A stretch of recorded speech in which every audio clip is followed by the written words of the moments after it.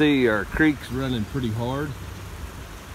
Believe it or not, this time last year it was dry. It's a seasonal creek. It's got a lot of places the water stand. You can see from a few days ago and a few weeks ago all the debris that's washed up back in those trees. You can see our water gap.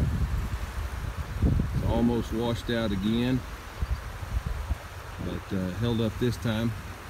After that rain this morning, it hadn't come up too much. Maybe it won't come up too much more today. So sure is pretty though. Thank you, Lord, for giving us a bunch of rain. After a really dry year, it's sure nice to have tall grass and fat cattle.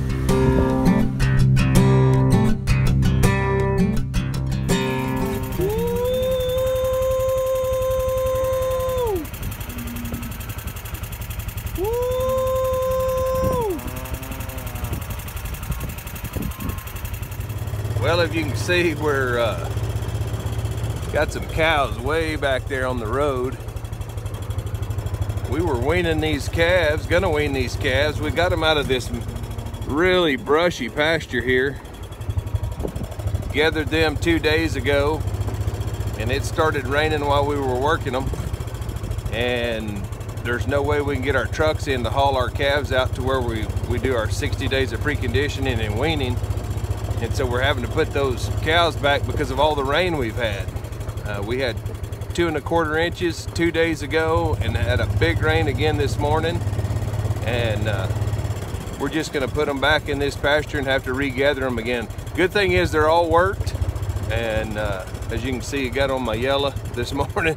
So did my other guys, and it's so muddy that we couldn't even get our horses out this morning. We're having to do this with our mule and our Can-Am. So anyway, part of the deal. Well, as you can see here comes this set of cows back to this brushy old pasture. It's hard to gather them out of here, as you can see in there how thick it is. But you know, we got to do what's best for our cattle, and it's not to leave them in that trap, and it's to go ahead and get them back in this pasture. Even though these calves aren't weaned, we'll wait another couple of days and gather them again, and then just pull these calves off. You can see my boys back there. They got a little yellow flag today too.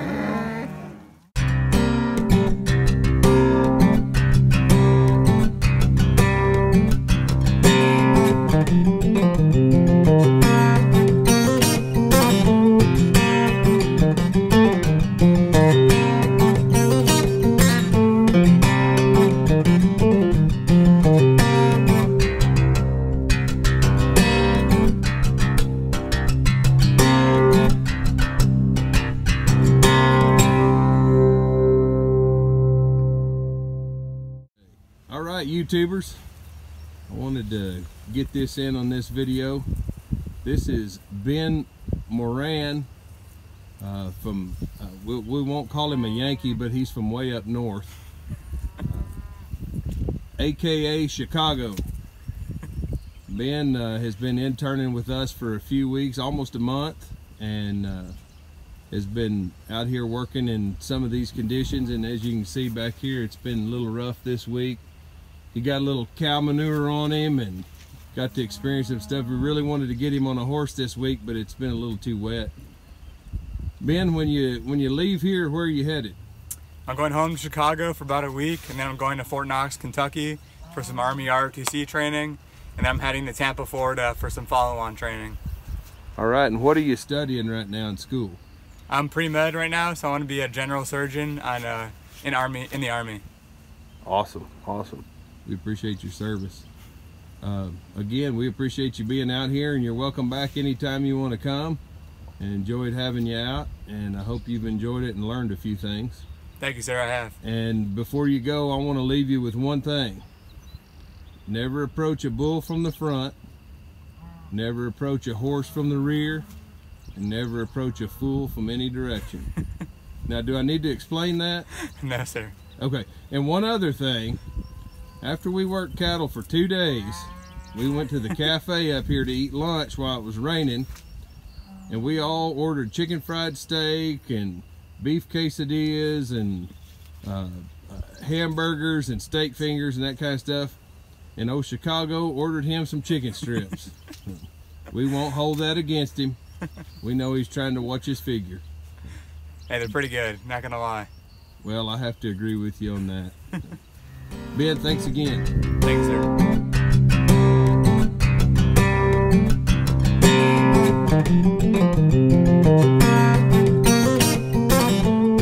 Alright, I'm going to show you here. We've got a calf in the chute. Looks like it's got a little respiratory issues. You can see the calf is properly restrained. It's got it in a head catch and then in a squeeze chute. I've got my medicine bag over here. I'm going to look in here and I'm going to get my thermometer. We're going to take his temperature rectally. Maybe. Maybe on the other side.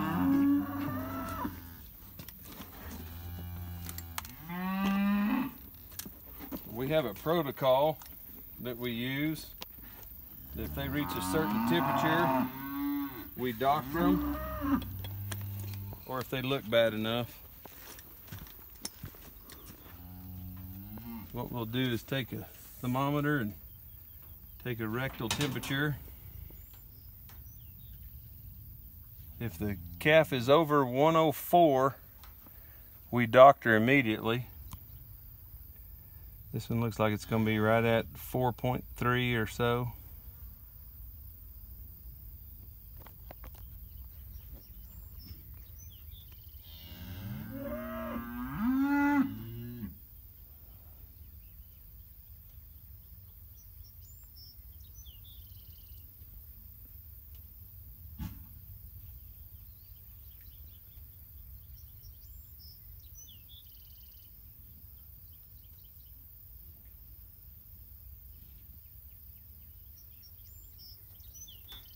.104.7. So what we're going to do is we'll give this calf our program. We'll give this calf Zactran, which is an antibiotic for bovine respiratory illness. It's about a 500 weight calf, so we're going to give them 2 cc's per 100 on that, so it's going to be about a 10 cc shot.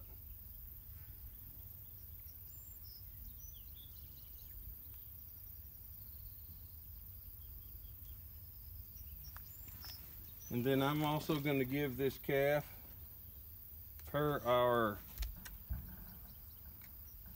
protocol, I'm going to give this calf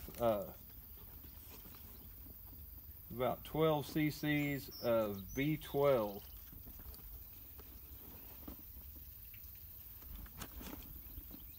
That's going to help this calf go ahead and to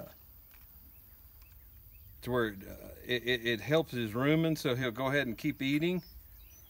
It also gives him some little bit of energy. I'm going to give him 12 cc's of that, and that'll also be subcutaneous. We'll give it in the neck.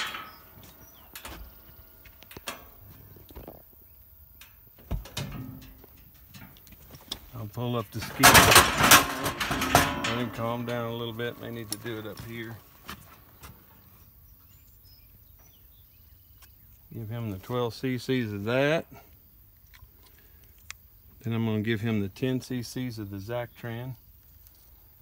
Same thing. And we never give it more than 10 in the same spot, so that was 10, so we're in good shape. We'll keep this guy up at the pens, monitor him for 7 days. If he's still sick, then we take our next step in our program. With this medication, he should be really good to go in 3 or 4 days, so we'll keep an eye on him. One other thing we'll do before we let this calf go is I'm going to notch his tag. That way we'll know he's been doctored. If we sell a group that's going all natural, we do not send these that have had antibiotics. So we'll go ahead and clip this tag.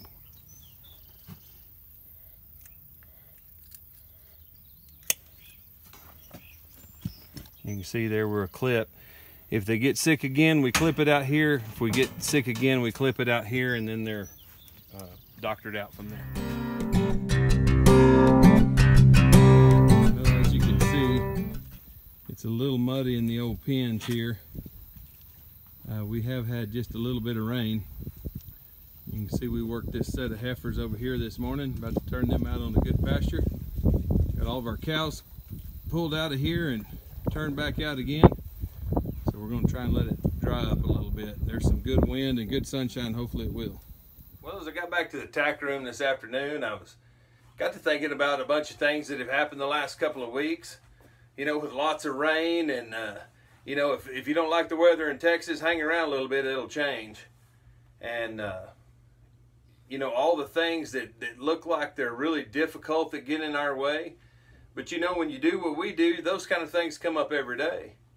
And one thing I've been thinking about is how we take care of our animals. You know, it's our responsibility to take care of our dogs and our horses and our cows. And they're such a built into our way of life that man, we've got to take care of those. You know, and it's just like that calf that was sick. There is no way. There's a lot of people out there say, oh, don't use antibiotics, don't use antibiotics. There is no way I'm going to let that calf suffer. You know, he may not go down the food channels that some of ours do in a, you know, in an all-natural program or whatever, but I'm not going to let that calf suffer. And by the way, that calf is doing great. Respiratory issues are gone, no fever. The calf's doing amazing. You know, we've got to care for those things, for those animals. We've got to take care of them more than just feed, more than just clean water. We've got to take care of where they live, their living conditions. For our dogs and our horses, you know, we need to take care of their mobility. If they get sore or injured, you know, we've got to take care of that. Same way with our cows. You know, if they get sick, if something's wrong, we need to take care of them. You know, there's a scripture in Proverbs 12:10 that says, the righteous man cares for the needs of his animals, but the wicked man's blessings are even cruel. And you know, when I think about that, I think that we really are responsible here on the ranch in doing what is right for our animals. You know, a big thing is with our horses is communication. You know, when we're training those horses, when we're even haltering a broodmare and a baby to take them to a paddock or whatever we're doing, you know, we take care of those animals. We're kind to those animals. We get our points across, but we also are not cruel. You know, we don't, when we're riding our horses, we don't go to yanking on them and kicking on them. You know, we try to direct them. We try to help speak their language, so to speak.